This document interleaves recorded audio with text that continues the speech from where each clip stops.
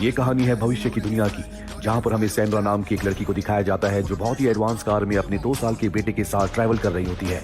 Sandra को एक car उसके पति ने गिफ्ट की है और अब सैंड्रा अपने बेटे को लेकर अपनी मदर इन लॉ यानी कि अपने पति की मॉम के घर जा रही है। सैंड्रा अब इस नई कार के, जिसका नाम मोनोलिथ है, उसके फीचर्स चेक करना शुरू करती है। उसे पता चलता है कि इसका एआई यानी कि आर्टिफिशियल इंटेलिजेंस बहुत ज्यादा एडवांस है।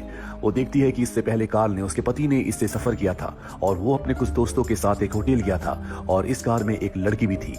उसे अपने पति पर शक होना शुरू हो जाता है और तभी उसके पति का वीडियो कॉल आता है जो उसे बताता है कि इस कार का एक एप्लीकेशन है जिसका नाम मोनोलिथ है। मैंने उसे तुम्हारे फोन में डाउनलोड कर दिया है, तुम अपने फोन से इस कार को पूरी तरह से कंट्रोल कर सकती हो। तभी उसके पति के होटल की डोर को कोई नॉक करता है और वो बाय बोलकर डोर खोलने के लिए निकल जाता है। यहाँ पर सैंड्रा का शक पूरी तरह से यकीन में बदल चुका है कि उसका पति उसे चीट कर रहा है। अब रास्ते में सैंड्रा अपने बेटे के साथ एक स्टोर में कुछ सामान खरीदने के लिए रुकती है। वो अपने बेटे के साथ स्टोर के अंदर जाती है।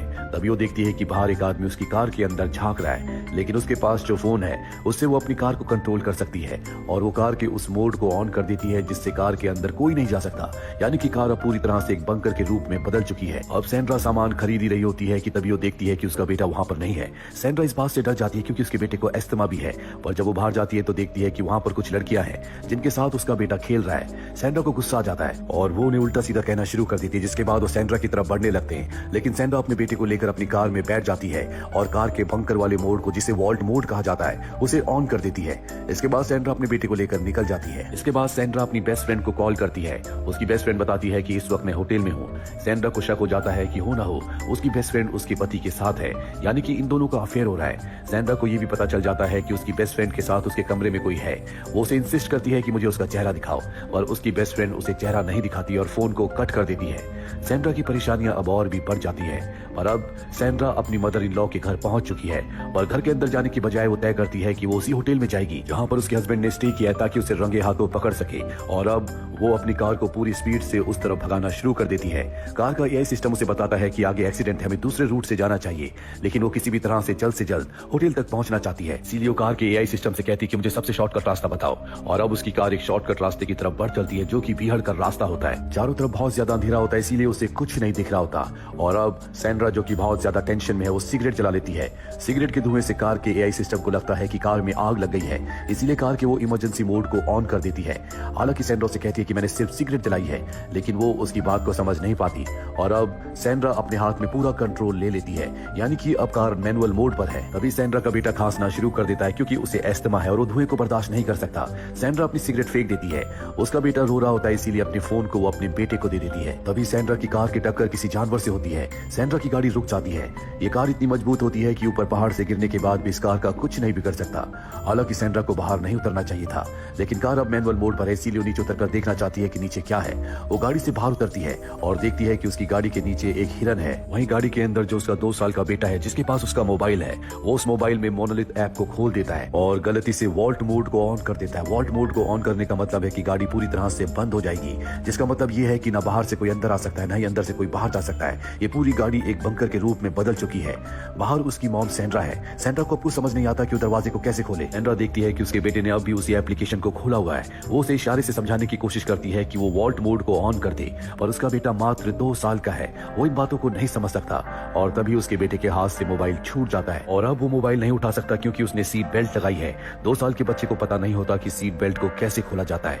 सैंड्रा बाहर बहुत परेशान हो जाती है। पत्थर से उस शीशे को तोड़ने की कोशिश करती है, लेकिन ये कार दुनिया की सबसे मजबूत और सबसे सेफेस्ट कार है, इसीलिए इसके शीशे को तोड़ा नहीं जा सकता। सैंड्रा पूरी तरह से परेशान हो जाती है। उसने पीछे एक पावर हाउस देखा था। सैंड्रा मदद के लिए वहां पर जाती है, लेकिन वहां कोई नहीं होता। हालांकि वहां पर एक फोन होता है, लेकिन वो भी डेड है। अब सैंड्रा एक बार फिर से कार की तरफ बढ़ने लगती है, लेकिन तभी उसे एहसास होता है कि उसके आसपास कोई जानवर है। वो भागते हुए कार की छत पर चढ़ जाती है, लेकिन उसके आसपास जो भी जानवर है वो इतनी आसानी से जाने वाला नहीं है, इसीलिए वो हैमर से कार पर हमला करती है, जिससे कार का अलार्म बजना शुरू हो जाता है और वो जानवर वहां से भाग जाता है। किसी तरह से रात कट जाती है और सुबह सैंड्रा देखती है कि जिस जगह पर वो खड़ी है चारों तरफ भीड़ है, यानी कि आसपास इन्हें कोई मदद नहीं मिल सकती। तभी उसे याद आता है कि रास्ते में उसने एक एयरपोर्ट का बोर्ड देखा था जहां उसे मदद मिल सकती है।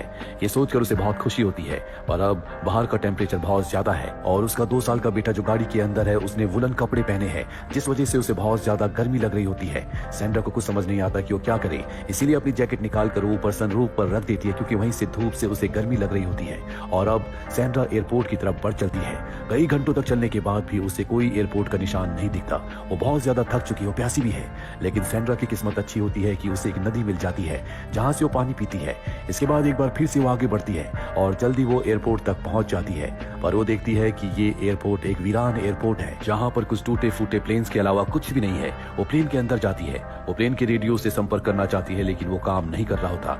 यहाँ पर उसे एक बॉटल मिलती है। वो बॉटल लेकर नीचे उतर जाती है। साथ ही वो प्लेन के 2 टायर्स भी जला देती है ताकि धुएं से कोई इनकी मदद के लिए इस जगह तक पहुंच सके। और अब सैंड्रा बॉटल लेकर नदी तक पहुंच जाती है जहां से पानी भरती है। और जब वो गाड़ी के पास पहुंचती है तो देखती है कि उसकी जैकेट नीचे पड़ी है, जो देखकर वो डर जाती है। भागकर वो अपनी गाड़ी के पास जाती है और देखती है कि उसका बेटा गर्मी की वजह से बेहोश है। इसीलिए जो पानी अपने साथ लाई होती है वो गाड़ी के ऊपर डाल देती है ताकि टेम्परेचर कुछ कम हो सके। हालांकि गाड़ी का फैन चल रहा होता है लेकिन एयर कंडीशन बंद होता है, इसीलिए उसके बेटे को बहुत ज्यादा गर्मी लग रही होती है। और अब सैंड्रा के मन में एक आइडिया आता है। वो कार के फ्रंट में जहां से हवा अंदर जा रही होती है, जहां से वेंटिलेशन होता है, वहां पर वो धुआं करती है ताकि धुआं अंदर जाए और गाड़ी अपनी विंडोज को खोल दे। पर होता इसका उल्टा है।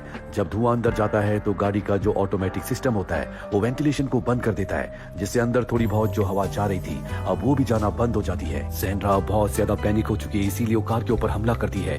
लेकिन इसका कोई फायदा नहीं है। ये कार बहुत मजबूत है, इसे किसी भी तरह से तोड़ा नहीं जा सकता। सैंड्रा पूरी तरह से हताश होकर वहीं पर लेट जाती है।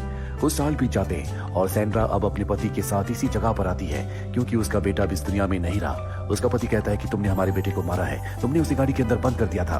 और तभी सैंड्रा की आंख खुल जाती है क्योंकि ये उसका सपना था। सैंड्रा गाड़ी के पास जाती है और देखती है कि उसका बेटा पूरी तरह से अचेत है। वो समझ जाती है कि उसका बेटा अब इस दुनिया में नहीं रहा। वो कहती है कि तुम तो स्वर्ग में जाओगी लेकिन मैं नर्क में जाऊंगी। पर तभी वो देखती है कि उसके बेटे की उंगलियां हिल रही है। दरअसल अभी उसका बेटा जिंदा होता है लेकिन उसकी हालत बहुत ज्यादा खराब है। तभी यहाँ पर एक कायोटी आ जाता है जो उसके ऊपर हमला करता है। उसे बचने के लिए गाड़ी की छत पर चली जाती है पर छत बहुत ज्यादा गर्म होती है, इसीलिए वो गाड़ी के नीचे आ जाती है जहां पर कायोटी उसके ऊपर हमला करता है। पर जल्दी उसे एहसास होता है कि उसकी गाड़ी के नीचे जो हिरन फंसा हुआ है कायोटी उसके लिए आया है, इसीलिए वो उसे निकाल देती है। हिरन के निकलने के बाद गाड़ी पीछे की ओर खिसकना शुरू हो जाती है लेकिन सैंड्रा गाड़ी को एक पत्थर से रोक लेती है क्योंकि पीछे खाई है।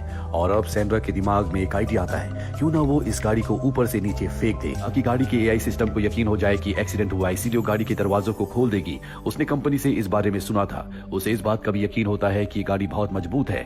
गाड़ी को ऊपर से फेंकने के बाद भी उसके बेटे को कुछ नहीं होगा। और अब वो ऐसा ही करती है। वो गाड़ी को ऊपर से नीचे खाई में धकेल देती है। और अब जब गाड़ी हवा में होती है तो गाड़ी के एआई सिस्टम को पता चल जाता है कि गाड़ी हवा में है, जिसका मतलब ये है कि गाड़ी का एक्सीडेंट हो गया है। इसीलिए वो अपने मोशन सेंसर को एक्टिवेट कर देती है, जिस वजह से गाड़ी अपने आप ही बैलेंस होना शुरू हो जाती है और जल्दी नीचे जमीन पर गिर जाती है। चारों तरफ धूल होती है। सैंड्रा डर जाती है, वो भागते हुए नीचे आती है। वो देखती है कि गाड़ी बहुत ही सेफ तरीके से नीचे लैंड हुई है। साथ ही अब दरवाजा भी खुल चुका है क्योंकि गाड़ी को इसी तरह से डिजाइन किया गया था कि एक्सीडेंट होने पर गाड़ी के दरवाजे अपने आप ही अनलॉक हो जाएंगे। वो अपने बेटे को गाड़ी से बाहर निकालकर उसके कपड़े उतार देती है ताकि उसे ठंडक महसूस हो, लेकिन अब भी उसके बेटे की जान खतरे में है। वही कार अपने पूरे के पूरे एआई सिस्टम को रिबूट करती है और अब कार एक बार फिर से रिबूट होने के बाद चलने के लिए तैयार है। सैंड्रा अपने बेटे को लेकर गाड़ी में बैठ जाती है और गाड़ी को ऑफ रोडिंग मोड पर लगाती है, जिसके बाद गाड़ी के टायर उठ जाते हैं। उसके सामने कुछ चट्टान है लेकिन सैंड्रा को पता है कि गाड़ी दुनिया की सबसे मजबूत गाड़ी है जो हर तरह की रोड पर, पहाड़ों पर, चट्टानों पर चल सकती है। और अब वो गाड़ी की स्पीड बढ़ाना शुरू करती है। गाड़ी उस चट्टान पर बड़ी आसानी से चढ़ जाती है और जल्दी रोड पर आ जाती है। इसके बाद सैंड्रा अपने बेटे को लेकर हॉस्पिटल में आ जाती है जहां पर कुछ ही देर बाद उसका बेटा पूरी तरह से नॉर्मल हो जाता है और इस तरह सैंड्रा अपने बेटे की जान बचा लेती है, जिससे वो बहुत खुश होती है। सैंड्रा को ये भी पता है कि उसका पति उसे धोखा दे रहा है। अब उसे ये तय करना है कि उसे अपने पति के साथ रहना है या नहीं।